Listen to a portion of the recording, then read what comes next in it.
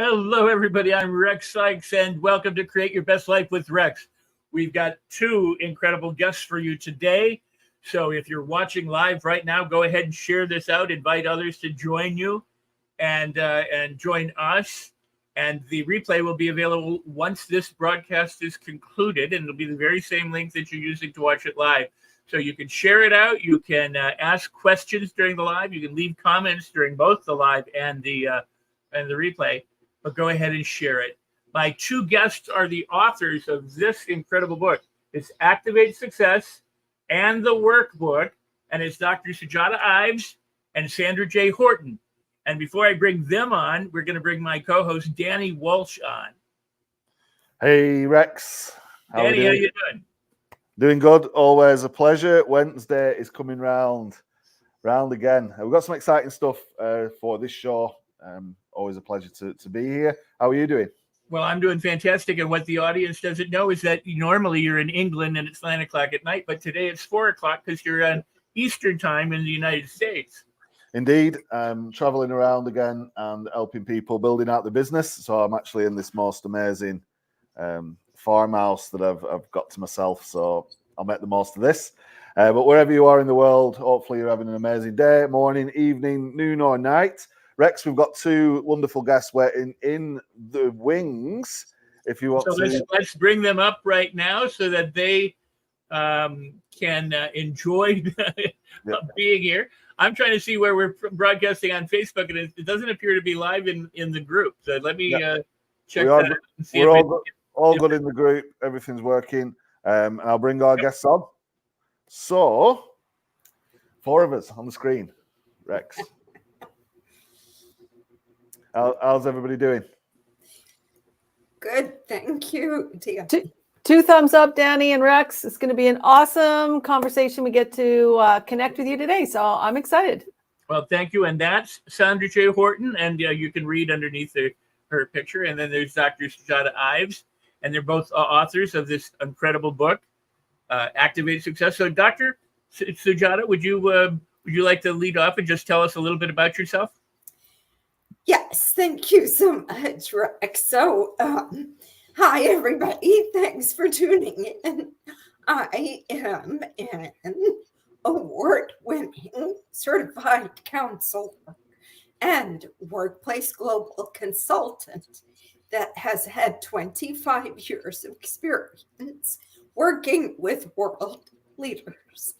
I'm current president of the Maryland Career Development Association, the chair of the programming committee of the Asia Pacific Career Development Association, and the chair of the International Committee of the American Counseling Association, as well as the coordinator for the World Council on Intercultural and Global Competencies, UNESCO. So we needed a book that was written by females in the leadership niche. And that's what we did, Rex. Sandra and I got together and we wrote this book by females. Wow. Well, very cool. I've known Sandra quite a while, and I've known you quite a while.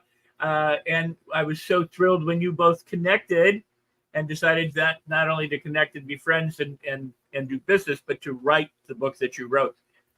So that's very cool. And Sandra? Oh, thanks, Rex. And awesome introduction, Sujata, to an amazing light in this world. So I'm Sandra Horton, and I'm known as a wonderful, amazing, because I love this piece, because I love to create change. And I'm a success change catalyst, and I have 25 plus years working in sales, in healthcare, and transforming, innovating across the healthcare spectrum.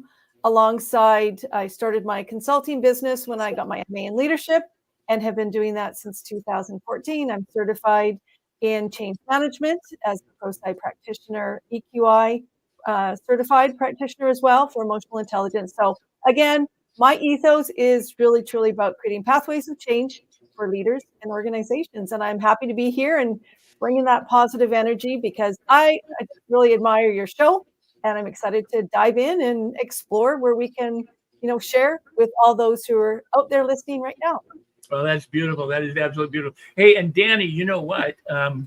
If you can't tell yet, I'm big fans of both these powerful leaders, and I'm eager to get into it. I want to say hi to Ashkan, I see who's here, and Darlene and Chico and some of the other people who are showing up. So fabulous. And again, go ahead and share this out and ask questions and leave comments, and also subscribe and hit the like and notify buttons. But anyway, so I am a huge fan of both of you, but I'm also a huge fan of your book. And what would you say? I mean, how would you sum it up for the person who has no idea what the book is about? What does Activate Success mean to the reader? Do you want me to go first? Oh, sure. Go, Sujata. You're going to have to fight it out. You're going to have to do the battles of the, I get to talk now. Okay, I'll go first. So, this world was in such utter chaos during the pandemic. And we just saw people scrambling for answers because they had never been through a historic crisis of this magnitude before. And we saw incredible strides in technology. The technology piece just jumped up sky high to get people on virtually, get them engaging, getting them doing their jobs. But we noticed during the pandemic that human values changed. They changed drastically because people lost their loved ones. People died because of this virus. And so, just getting together with Sandra and saying, let's put this on paper. We've got to help this world figure this out.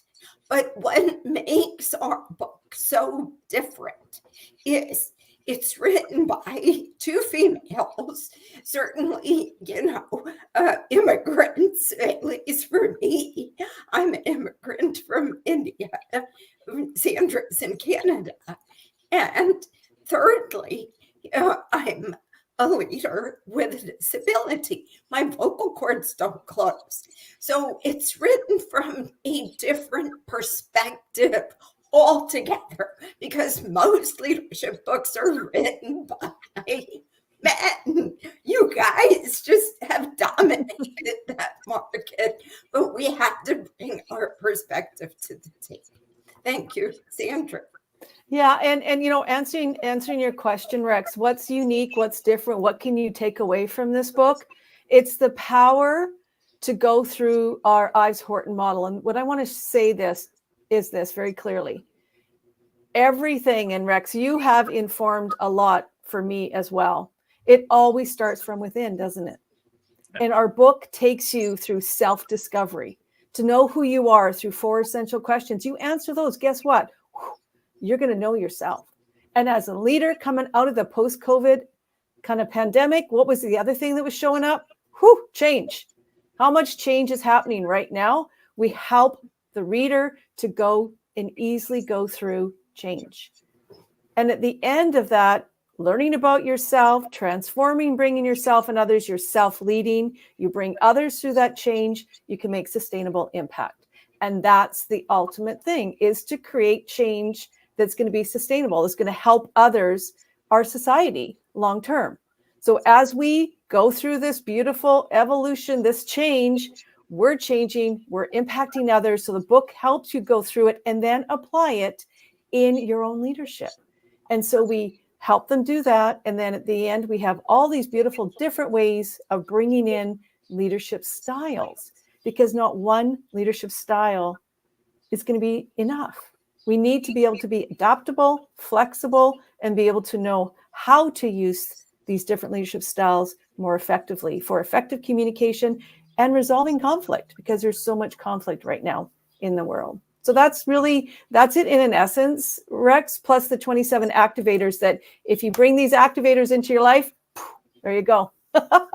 Well, I love it. And I love you guys. And before I pass the mic to Danny, I wanted to ask or make an observation and ask, some people don't get started because they procrastinate and they put things off, and other people don't get started because they go, I don't know how, I don't know what to do. I don't, or some just don't start because they just don't start, whatever the reason is. And part of goal setting is know what you want, be clear on it, and then be able to initiate it, be able to start it. But then some people lose steam, they give up, they quit, it gets hard, the going gets tough, whatever. And they opt out instead of pursuing it to the conclusion of the benefits and success, that the outcome that could be theirs. So you have this process that is about initiating and maintaining or sustaining it so that you get to the results that you intended to get when you began. So can we talk a little bit about how you initiate that process through the questions and different things that you do, and how they can sustain it and ultimately get to the benefits? Yes. So the book is cut up into two parts. The very first one discusses 3 pillars that are extremely important for the foundation of being a human being. The way that we approach it is through perspectives, environments, and self-leading. You have to know who you are, where you're going, how you're getting there, and how you're going to stay there. So we bring these 4 essential questions right from the beginning for people to answer. Once you start writing the answers to your story, to these essential questions, you will very quickly understand that you have certain perspective in certain environments. And that's what causes you to self-lead the way that you do. See, if you don't know yourself, if you can't self-lead, how can you effectively lead other people? So we're asking you to introspect, inspect how you tick, what makes you tick before you start, pointing fingers and looking this way. We're asking you to look this way instead. Now, what you said was so relevant because there's an antecedent to everything. Where do I start? If I start, I'm petering out. How do I keep my energy level up to the goal setting? We have a goal setting chapter in this book too that strictly, talks about nothing but how to meet your goals. But there's antecedents to everything. And that antecedent, Rex, is commitment. And that goes back to childhood. When we're children, we can, if we don't like soccer, we can quit. If we don't like swimming, you can quit. If you don't like, baseball, just quit. So we're like being conditioned very early to give up. So we're encouraging, this book is for everybody. We talk about families, we talk about everything. So if you're raising your kid out there, if you're encouraging a teenager out there, look, if they sign up for swimming, they're going to finish the year. If they sign up for soccer, let them finish the year, because you're giving them the gift to cultivate life skills such as commitment. And that's so important to the stick-to-itiveness in goal setting. So, Sandra. Wow, I appreciate that, and I want to welcome Paul and Lorna and again some of the others. There are those people or those children who do live with parents who don't let them quit, that force them, in unrealistic ways, to stay the course, and some of them suffer at the hands of their parents, and other people learn very important lessons about sticking with it in spite of, what they originally considered discomfort. I want to ask, and I guess I'll ask Sandra this, but you both could answer it, obviously, but Napoleon Hill is famous for, the story about we burned the boats. The warriors show up on the island, and the leader says, "Look back, see that smoke? I burned the boats. We either do or we die." And you shouldn't, and what essentially he's saying is don't have a plan B. And yet when I grew up, everybody was saying have a fallback plan, have a plan B. In case it doesn't work, you have to be able to do something else. If you can't make it as a singer, a musician, a poet, an actor, whatever it is, you better be an accountant or a banker, or a doctor, or a lawyer. So they always have this plan, in case you fail, which maybe is not bad, but too many people opt for the plan B before they are able to fulfill. So how do you encourage somebody to stay with something when, or how would you encourage people to stay with it when it appears like it's not going to happen the way they hope it would, and they're ready to go, okay, I'm throwing in the towel? I mean, you understand how important it is for people to at least have some kind of completion. So what say you? You know what? Great question, Rex. And I saw Lorna's comment there. Thanks, Lorna. I love when there's engagement. Appreciate that very much. So there's a kind of two prongs that kind of pop up for me. The first one is just learning. It's learning to understand that in any moment we have a choice, and we have a choice in how we want to look at our present, where we are. And it's interesting if we think back to our own childhoods, right? How did your parents actually, show up? And I go back to a fixed versus a growth mindset. And one of the greatest aha moments I had was, even though my parents were well educated, they were loving and supportive, in some ways they were very fixed. And this may resonate for those who are listening now. Perhaps maybe they were very perfectionistic. They were professionals. They wanted you to do the best, but you were born into a certain way of being, and that was the expectations. And there was no possibility that if you didn't fully succeed, well, then you failed. Well, that's a fixed mindset. That needs to shift. And I'm very mindful of the words that I'm saying right now, because when I was able to awaken, and this is where I think it's a powerful lesson to learn. Gina Hayden's work is amazing in the fixed versus Gina Hayden, sorry. I'm having a moment of forgetting. Sujata, do you remember the lovely person who does the fixed versus growth mindset? Yes, that's Carol Dweck. Dweck. Thank you. See, we work together. So Carol Dweck, in reading her book, was absolutely life-changing for me. And this is what we do with live shows like this, is we have to be open. Again, I could look at what just happened and go, oh, gee, I forgot. But no, it's a learning. It's like, hey, this is all good. We share, we ask someone else to come on in. So when we are looking at ourselves and our family history, a growth mindset says, hey, I'm learning from this. There's lots of possibilities and opportunities. So when you're in your leadership right now, there's going to situations that are going to come up. And there may be expectations you have to say, oh, I know I can do this, but perhaps you fail, or perhaps there's less than the results that you want. Just take that moment of observation and say, I need to learn from this versus I have failed. So it's opening ourselves up to that growth mindset. And in change, and answering your question, Rex, this is key for leaders today. There's so much that we get asked to do in any single moment. How can you expect, and again, this goes back to our beliefs and a lot of those base assumptions that we have around expecting to be completely competent, have capacity to do everything at 100%. No one can. And I think this is the lesson that we come back to, is that it's learning, it's knowing your values. Who are you and how can you grow from this moment?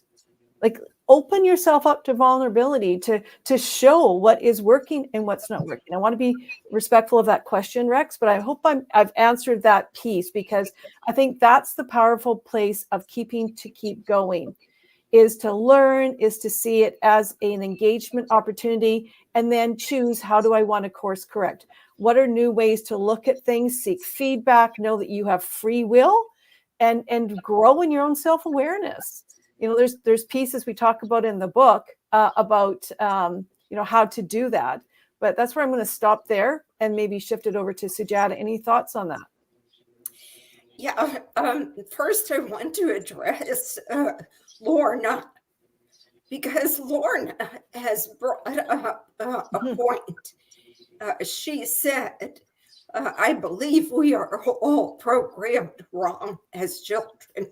Okay, Lorna, I agree with you, but let's give our folks some grace too, because if they knew better, they would have certainly done better. Yeah. Now, having said that, as a counselor, I also want to say this: wounded people raise wounded people.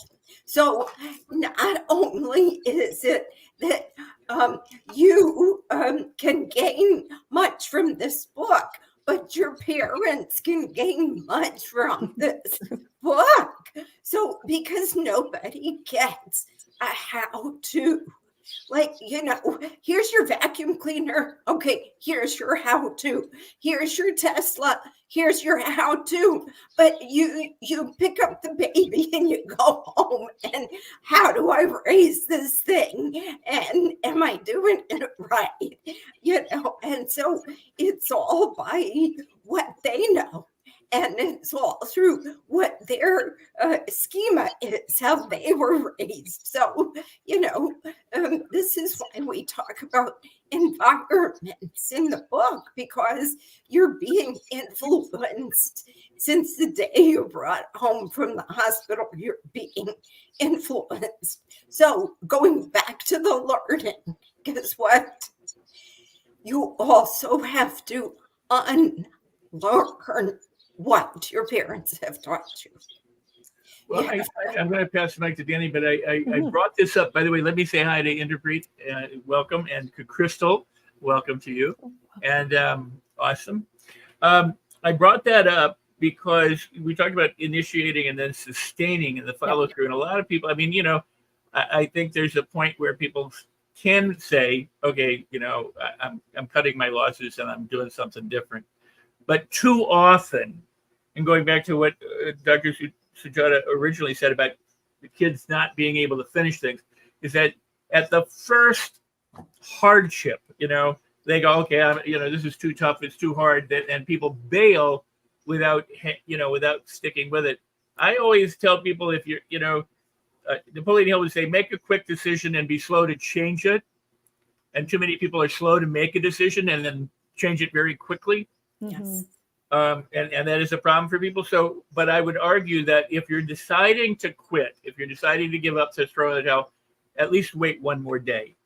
That's the decision to sleep on it. Be slow to change that one, and investigate the options and the provisions that you have so aptly, shared with us, because people don't like hardship, and yet that's where we learn so much, right. And that's where the breakthroughs occur, and that's where you go, oh my God, had I not stayed with it, I wouldn't be doing what I'm doing today. That's so, what an amazing, thank you for all of that. And Danny, I know you have lots of questions that are eager to ask and talk. It's so good, and it's the amazing careers and journeys that folks have been on, right? You've been on this tremendous journey, and you've connected at the right point on your journeys to now go out there and change a big bunch of lives. So sort of hats off and congratulations for all the success. I'm wondering, when it comes to, we're talking about activating success, right? And we also talked about change. So does the change come before the success, or does the success come before the change? And there's like, is there any kind of like thinking around that? Because people are like, oh man, how many times do I need to change before I'm successful? Or once I'm successful, can I then make the change? And it's like, that's kind of like how my mind works, but who wants to take that? Wow. Yes. That's a great question. Yeah, it's a great question. Go ahead, Sujata. Yeah, that's so super because, okay, so, in physics, we say change is constant. Now, this book talks about this world in 3 levels: the individual, the group, the team, and the company. So let's take the individual. The individual is the one that has the thoughts, the 74,000 thoughts that go through your head, your brain every single day. Let me tell you, that is change going on up there in your head. So jump into the self-discovery at the individual level. What thoughts do I want to give my attention to? What thoughts do I want to discard? What thoughts are coming from my back brain, this primitive brain, emotional center, versus this frontal lobe where the executive functions are? Okay, fast forward to now I have to adapt to change within a group, within a team. So this is the lesson that we want people to take from this pandemic. We saw this whole world came together as one whole group to help each other. Now, take this lesson into the workplace. We don't want people to tattletale and gossip behind people's backs anymore. If somebody is causing you at the individual level to have some feelings, ask yourself first, what is resonating inside of me that's causing these feelings to come up? And then go to that person and ask them if they need help. Because like we said before, sometimes people get stuck. They don't know where to start. They understand that you have a team project and everybody's saying yes, yes, yes, while the manager, the leader is sitting there. But then when you go back to your desk, it's like, where do I start? So help each other. This is our message here. And we bring in for the 3rd level, for the company, we want the organizational company culture to adopt an empathy ethic. This is critical in this day and age.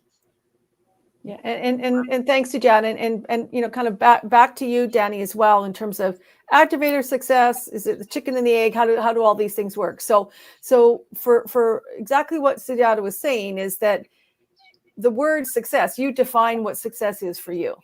That's the key thing. It's based on our values. It's based on our beliefs and who we are in this moment. But if we have true awareness of ourselves, who we are, that could be defined as success. So, I'm going to just link back to Rex for this moment, because, Rex in his substantial, background and all the work that he does is always says you have to be it, do it, and have it. Well, bring it into, fast forward even into the work that we're doing is you must be it. That's why we start with success being defined as for you as an individual. Go within. So that is actually your activator. The first activator is self-awareness. It's knowing who you are, where you're going, how do you get there, and how do you stay there? And so your success could be defined even just being in that self-awareness piece. That's success. And so you activate yourself once you're aware of yourself, you know where you're going, how you're thinking, you're mindful, you're present in this moment, you're conscious, which is key. Then you can make informed choices, how you want to lead yourself, how you want to be able to observe yourself and go through change, which then impacts others in those different levels. And so for me, the activation piece is all of those power value words that we can bring into our choices now. So how I'm speaking to you. So go ahead, Rex, jump in. I want to kind of throw a wrench into this. Go for it. I love wrenches. Go for a wrench. Everything. I agree with everything you say. Here's why. Hey, Lynn. When we say that everybody has their own definition of success, I agree with you. But I would also argue the point that Lorna made that said we were programmed basically wrong. So oftentimes our definition of success is something that we've co-opted from someone else, and it's not really ours. It's not based on our true values, our authentic self, or who we are, or an awareness. It's what we grew up thinking success was. It meant I have the trophy spouse, I have the car, I have a certain amount of money in my bank account, I wear certain clothing, I have a title or this or the, in other words, so much of the success is defined by out there stuff as opposed to inner stuff. But you are addressing that differently, and what I want, and which I love and I appreciate. But for the person who's like going, I think success is this, is the first step then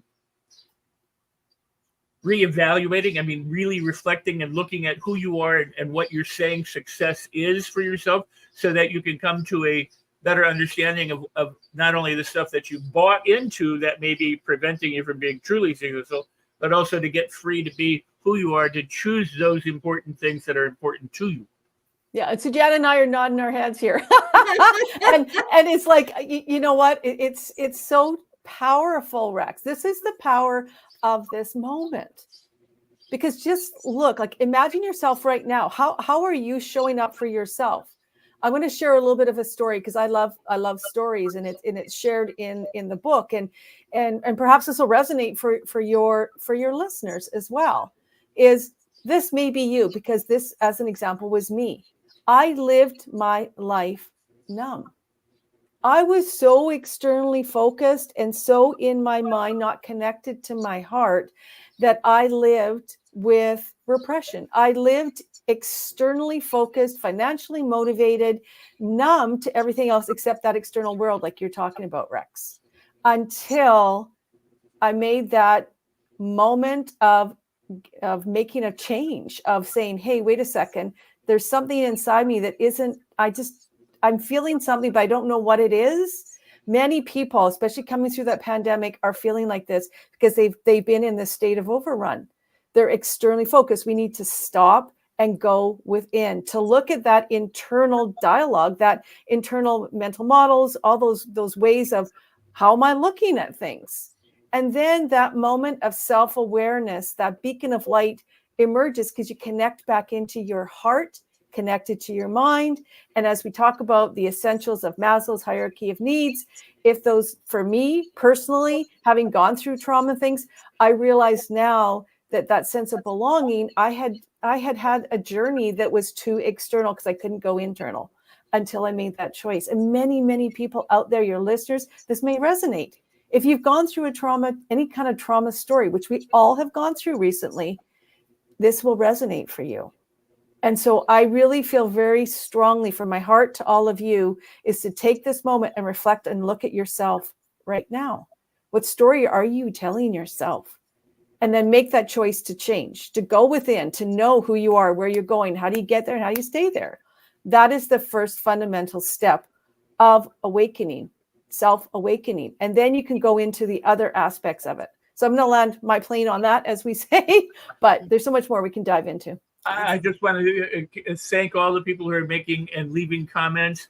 And if you have questions and likes and shares and all of that right now, both live and during the replay will be available on the very same link you're watching live. So you can share it out for your friends and family, because this is an important discussion that we're having. And Danny, I want to turn it back to you to continue asking those great questions you have. I think just listening to the discussion right now, there's a lot of thing about internal belief and external belief, right? So the stuff that we tell ourselves, and that can be dangerous.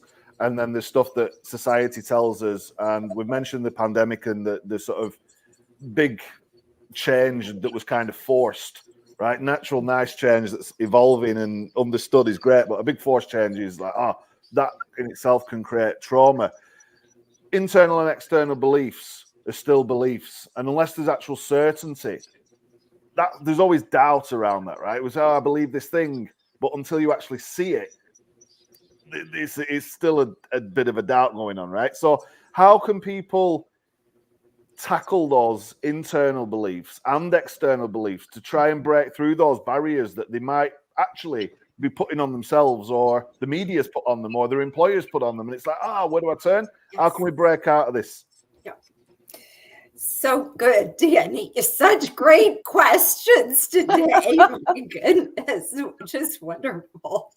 So the way that we put it in this book is, you have to understand, by telling your story of who you are, where you're going, those essential questions, what's going to come out there are some of these childhood memories of who you are and how you became the person that you are today. Now, earlier I said wounded people raise wounded people, because they, our parents were also dealing with those same internal, external issues that we're dealing with, but they just dealt with it by putting it underneath the carpet or not, addressing it. So what people will say to me as a counselor is, don't worry about the kids are resilient. Well, no, they're not.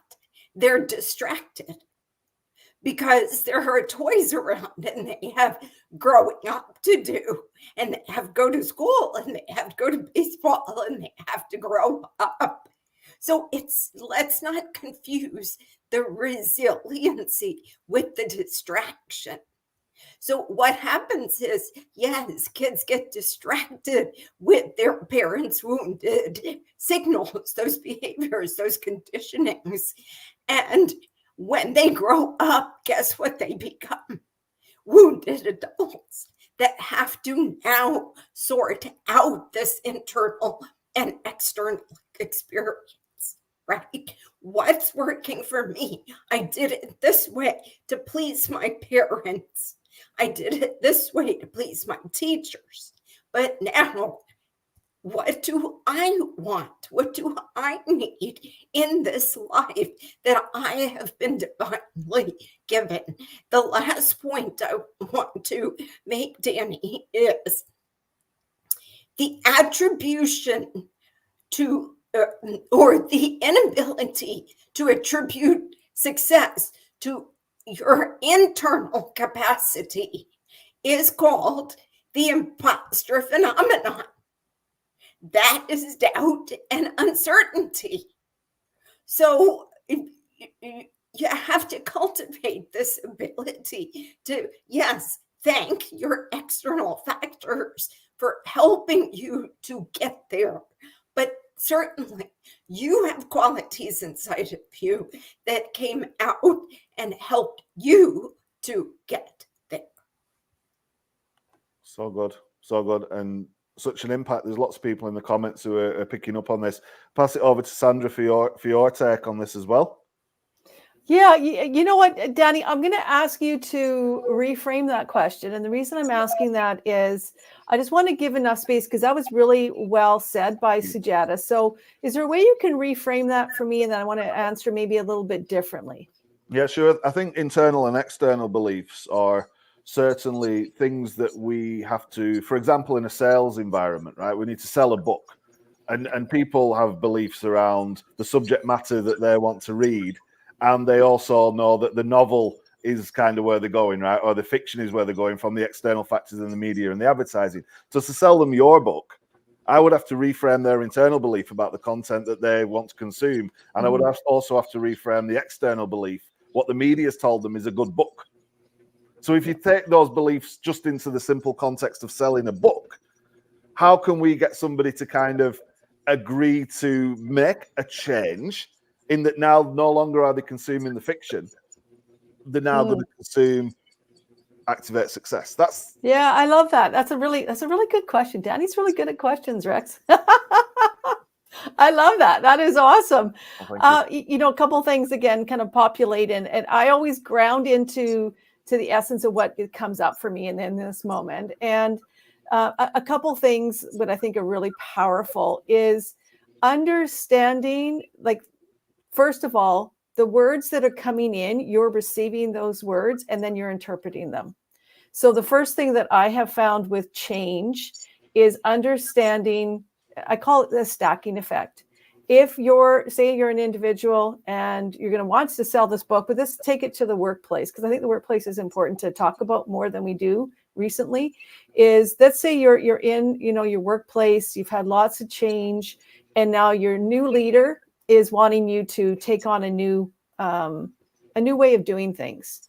Well, let's just take a moment of breath first, because that person may have had to go through 2 or 3 other leader changes. There's things that can be perceived as being forced upon you. So one of the things that we can do as a leader is to first stop and check in with the individual of how their readiness to change.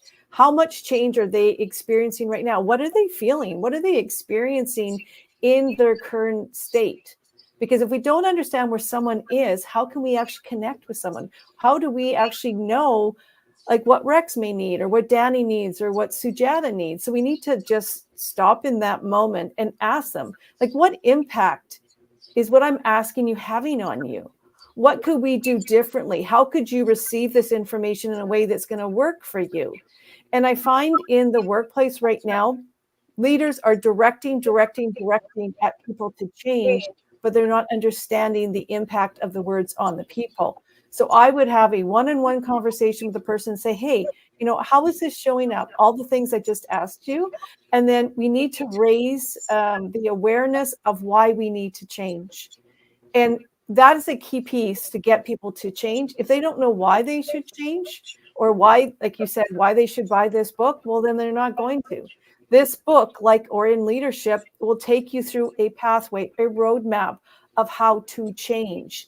Starts with you. You go through this process. You awaken who you are. You define who you are through the 4 essential questions. Then you say, okay, this makes sense to me.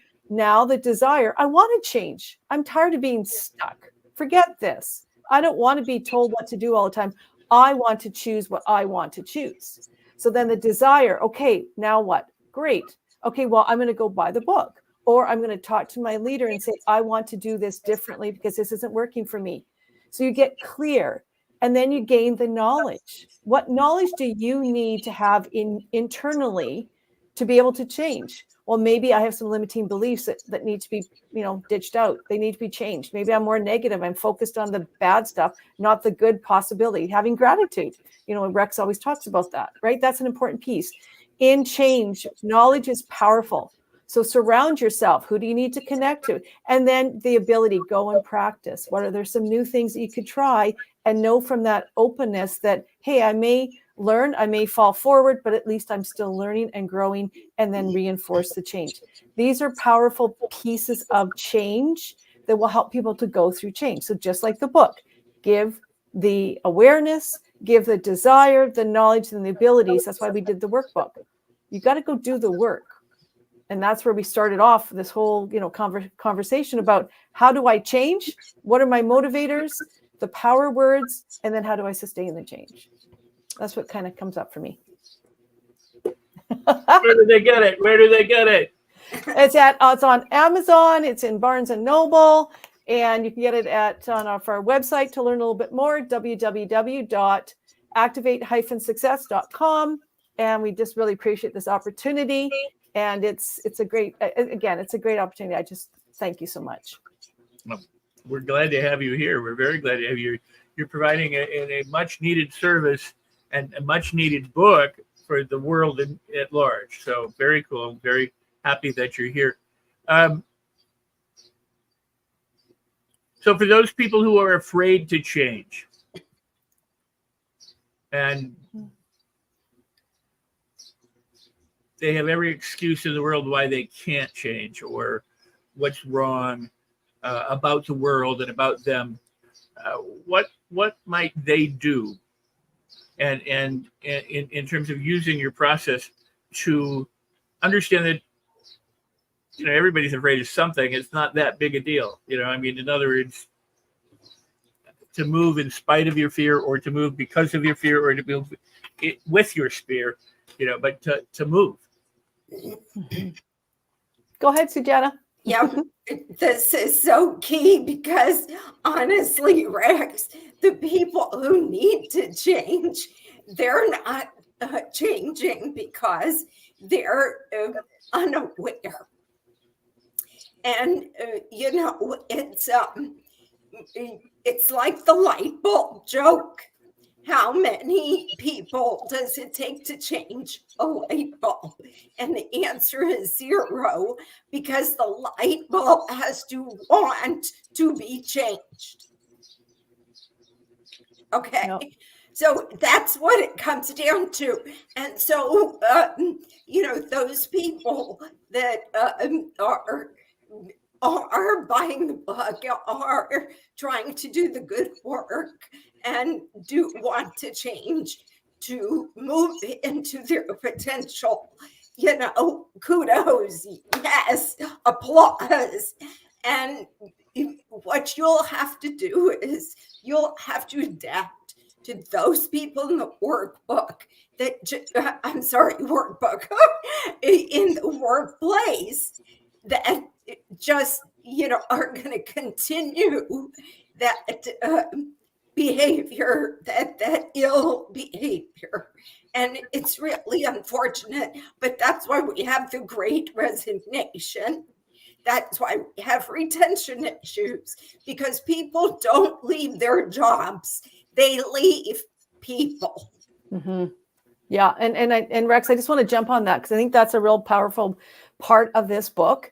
And I get really motivated and very passionate about this piece, because as a leader now, being aware, having conscious, like being conscious of yourself and how you're showing up for your people is so fundamental.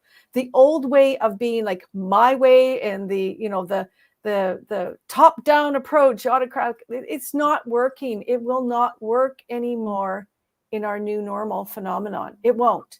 We need to pivot. We need to change. And that's why we brought all the different styles of leadership that you can learn, try on, like step right into it, take it to your workplace and go, oh, wow, this does work. Like conscious leadership, creating a we, not an I, being able to understand how to work with egoic leaders. Like how many of us, like for all those that are listening now or on replay, how many times, and I'm leaning in on this one, have you had to work with someone who their head comes in the doorway before their body? How many? I have. And it's like, oh my gosh, what am I going to do with this egoic leader? In the book, we talk about strategies on how to work, manage, navigate, pivot to around that. And Rex, I know you're going to jump in this one, because the ego way has a purpose, but we can do a lot with mitigating the negative impacts in today's work world, for sure. Well, I want to ask this because and you know me, but without going into any detail, I'm going to ask you to define leadership, because there's so many people today who call themselves leaders, and they may or may not be, or they use that as like some kind of badge, like I'm a leader, I'm a thought leader, I'm a political leader, I'm a religious leader, and so what is leadership? I mean, what is authentic, conscious leadership? Because the people follow cult leaders, they follow idiots, they follow anybody, so what makes a difference? What is a good leader versus a not so good leader? How can you tell the difference? What's authentic, conscious leadership? What qualities or traits or characteristics might one want to know about? So people are calling themselves leader because it's a title for them. They're using the word for the title, or for the power, or for some sort of credibility or something on a resume, or on LinkedIn. We're using the term leadership as somebody who has prepared themselves, who knows themselves inside and out, who is a good follower, knows how to take instructions well, knows how to work with a team well, who's been in the trenches. Can I interrupt while you're doing that? Yeah. So it's not just the person in the front of the room, or who's got the platform, or has got the TV cameras on them, or who's put out the audio cassettes, or whatever it is. And continue. That's right. It's you. All four of us here are self-leading at work and in our personal lives. Everybody is a leader. Okay. But in order to, put it out there on your resume or put it out there on LinkedIn, what we're asking is make sure that you have done the good work, make sure that you've been in the trenches and have the experience and have the credibility and have the certificate. But most of all, a great leader to us is somebody that helps other people to grow. Yeah. So there's a difference between a leader and a boss, or a leader and a genius, or a leader and a favorite flavor. Huh? Leader and a manager. Thank you. Yeah, there definitely are differences. I mean, managers manage tasks, leaders lead, they inspire, they set the vision. They're different tasks, different approaches, but the fundamental truth is we each within ourselves have this beautiful, amazing leadership story.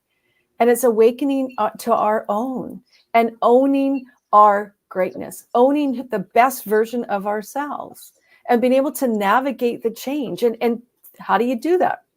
Self-discovery, making a choice now to change. So I'm going to pass the mic to Danny in a second, but I would say, so a crappy leader, there could still be hope. Always. Okay. Always have hope. And we have a hope leadership chapter on hope. All right, very cool. Cool. But now I want to also say one thing before I do pass it on to Danny. I'm an author of a book, and you're authors of a book. And somebody, I think Allison said, I just bought the Kindle in the comments. And Thank you. Awesome. Wherever you bought the book, whether it's Amazon or Barnes & Noble or wherever the books are sold, read the book, leave a review, rate it, because authors, everybody thinks authors get rich and everything is great because they've written a book. The point is that so much of the internet is driven by ratings and reviews. Always rate and review the books that you get, that you enjoy, and be kind to those that you don't, but be honest. And with that, I'm going to pass it over to Danny. Thank you. It's great to hear the discussion, and it kind of triggers more thoughts in my mind, because you often get people who are leaders naturally, but they're afraid to stand out, right? So I don't know if you ever you're in the boardroom or wherever you're at work, and then somebody says something and you really want to contest that, but you stay quiet. Or you write an email and you know it's a great idea, but you don't send it, you delete it. You've got the big idea and the boss says, any questions? And everyone does the Zoom nod. People have got that in them. And there's folks watching this right now who go, oh man, that's me. I do that. How do we just take that one little step just to raise the hand at the critical moment, because the boss ends the meeting or the email never gets sent, right? So it's what is that little thing that you do just to put your idea out there and see what happens? I think it's the what is going to happen that's the blocker, right? What's your thoughts on that? Such a great point. And that's one point that we really stress in this book. A good leader and a good manager is going to get to know their people. This is a very important step for leadership and for managership, because that team has been brought together, has been hired based on their job specific skills. But they are so much more than that. You are a set of behaviors when you walk in through that door.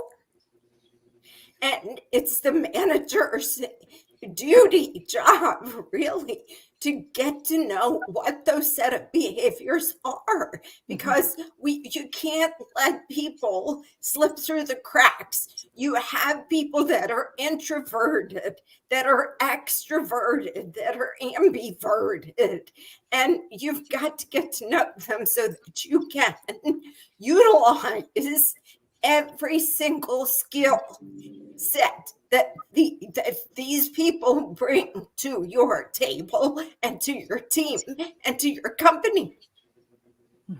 Yeah, and I'm just going to jump in. I know we're almost at the top of the hour, so I want to respect your time on this. But thanks, Allison, for your great comments. I really appreciate them. And Lorna actually put, I'm still digging, work in progress, just turned 60. Well, I'm 61 and just turned 61, actually. So welcome to the 60 Club.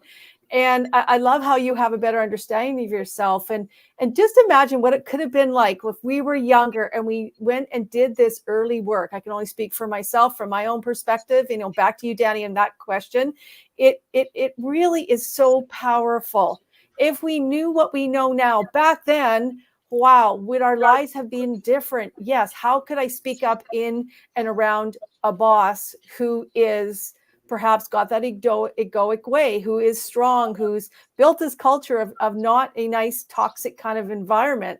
Well, you can change it. The choice you can make is either choose how you are in control of your behaviors and how you can work around that one, or you can choose to leave. Because again, people are going to leave based on different sets of circumstances. But for me, the power, what you can do is find out, meet with that person, find out new ways how they like to best communicate.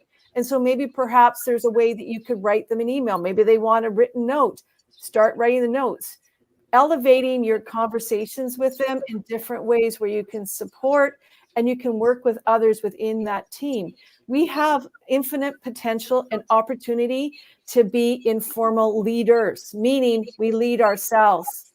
So open your door. Invite people in, build trust, know your values, know what people need to feel safe, build that psychologically safe space. And guess what? Sometimes, and I think it's always okay, to challenge, to actually say, here's an idea, start with a positive, sandwich it in with something that's maybe not working so well, and then leave a positive. That's the way we can start to create the change that we want to see. And ultimately, if you really are in a destructive, negative place, then take your beautiful skills, because you have great strengths, and go somewhere else where you can actually enjoy it and apply all the good gifts that you have to give. Wow. Wow. Oh, God. Well, we are at that end point, and I want to thank everyone who's watched, who's commented, who's shared, and who will continue to do that in the replay. I think this has been a very important and powerful conversation to have, and I want to thank both of you. I'll let Danny close as well, and give you the final word. But I really do appreciate that you're here, and I want to just say, keep changing the world, and keep being the voice, and keep being authors, because you've brought a really important work together by being together. And if we can support you in any way we can, we certainly want to do that. And that's why you're here, and at least as part of it. So thank you. Thank you so much, Rex. You guys are amazing. Maybe the next book is Sustained Success, and you've got to get back to the writing. I don't know. Danny, we should have a part 2. Yeah, exactly. We've activated it now. Let's sustain it. But clearly, success is abundant if you're in the right room with the right people. And being in this room today has been a pleasure and an honor. And long may it continue. So good, and some great questions, great answers, great discussion. Keep doing what you do. ActivateSuccess.com, folks in the chat. We appreciate you as well. Any closing words? Any closing statements from you guys? Well, we have to have a part 2, because we didn't even touch on, great big part of this book is conflict resolution and relationships. Indeed. So we'll have to do a part 2 for that. Yeah, and thank you. And in closing, to honor that hour, one of the greatest gifts that we can give is to give of ourselves fully and wholly. And so know yourself. Go within. Connect your heart to your mind to a higher calling and consciousness, and you can make an infinite and amazing change in anything in all parts of your life, in your profession. So just know it. It's within you and you can do it now. Wow. Very, very beautiful. And everybody who's watching, Danny and I are going to stick around. Yeah. Sandra, Dr. Sujata are going to go, but wanted to say go to activatesuccess.com and be sure that you do. Check it out. Yeah. And you'll be glad that you did. I can tell you, you'll be glad that you did. Yeah. Thank you so much, you guys. Bye for now. Bye-bye. Thank you Bye-bye. for being here. Thank you. Much love. Bye-bye. Thank you. So Danny, Awesome. what did you think? That was pretty powerful, huh? Yeah, amazing. And I know we're at that time and we've got to go, but we've actually got something special that Before we do that, together. I'm excited. Before we do that, before we tell them that, who's our guest next week? But Mr. Eric, Mr. Awesome Swanson. That's on the 26th. The next show is Eric Swanson. He's going to be here. And then after we've got another guest, a powerful guest the next week, will be Bill Walsh. Now, the reason why I bring this up, Danny, is as many people know, I'm going to be with Bill Walsh in Chicago Sunday through Tuesday. That's the 23rd through the 25th live. And if people want to know about that, they can go to my profile wall or whatever on Facebook and elsewhere. But Bill will be here the following week. Mr. Eric Swanson is going to be here next week. Now, Eric and I spent some time together in Temecula. We just recently did one of his mastermind groups with Brian Tracy. So there's a lot of stuff going on. And then on top of that, Danny and I got some news for you. Yeah, so it's something amazing, and it's great that we've had this book theme throughout. Now, there is one particular book, Rex, that you have studied throughout, your life, and you've come back to it on many different occasions. And we've always talked a lot about, in the Napoleon Hill world in particular, we talk about Think and Grow Rich, right? But there's actually another book that's had such a significant impact on the lives of folks, and that is Outwitting the Devil. And we know this has been annotated by Sharon Lecter, and it's been it's an audio version, and then there's the printed version as well. I've had people saying, I didn't even know this thing existed. You've put something special together, and people have been signing up to this all day, which is kind of cool. Talk to us a little bit about what you've got planned for 2 minutes, Rex, before we wrap this up, and then we can give everybody a link. You're going to love this. Absolutely. Well, I'm very excited about this. I've been reading Napoleon Hill since I was 6 years old. My mom read Think and Grow Rich to me, along with other books, but Think and Grow Rich. And I started reading, I always say 11, but, as soon as I was able to read, I started picking up some of these books on my own.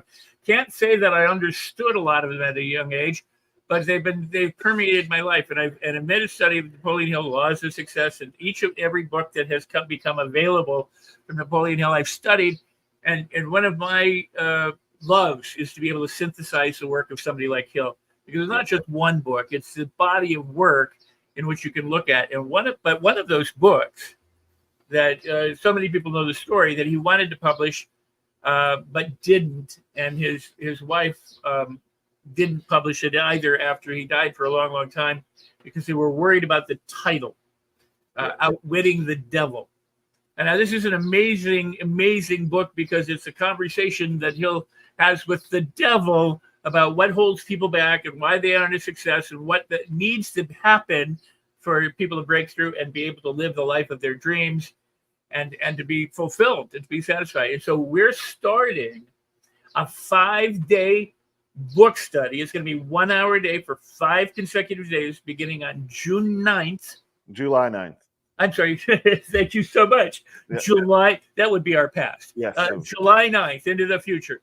Starting on July 9th. So that means you're done with the 4th of July weekend holiday. You're back at work or whatever on the 8th, if you live in the United States. And you can begin the book study on the 9th. It's 5 days, 1 hour a day. And there's all sorts of stuff I'm going to have Danny tell you about. But that's the link, rexsikes.club book study right there. Click it, right? And join because it's free. Yes. And you don't get Rex for free, right? Unless you watch this show. So we're live every Wednesday. In the words of John Landis, we'll see you next Wednesday. But this is the www.rexsikes.club/book-study. You can sign up to that right now. Absolutely free. You can join Rex on a live like this, but it's not going to be on Facebook. It's not going to be on YouTube. It's going to be in a closed room There's a VIP option on the next page as well, where you can ask Rex questions and a bunch of other stuff. You can take that if you choose, but it's free. It's going to be 5 days, kind of like a challenge. But by the end of that, even if you just learn one fragment of that book or take on one principle or one piece of learning from the great mind of Dr. Hill and Rex, and maybe guests as well, there's some surprises and twists in store. That's definitely worth signing up. So let us know in the comments if you signed up to that. Alison's here and Lorna's here and a bunch of people. A big thanks again to our guests, who I'm sure will be signing up to that as well. We've emailed this out. We're going to put it on Facebook and share it all over the place. But like, we need you guys to sign up. Juliana's signing up. Make sure you do it. Put the www dot, otherwise it might not work because I need to do some DNS. Yeah, sometimes Facebook takes out the www and the links don't work. So if you come up with something that's not working, make sure that you've got the exact right thing that you see right there on your screen.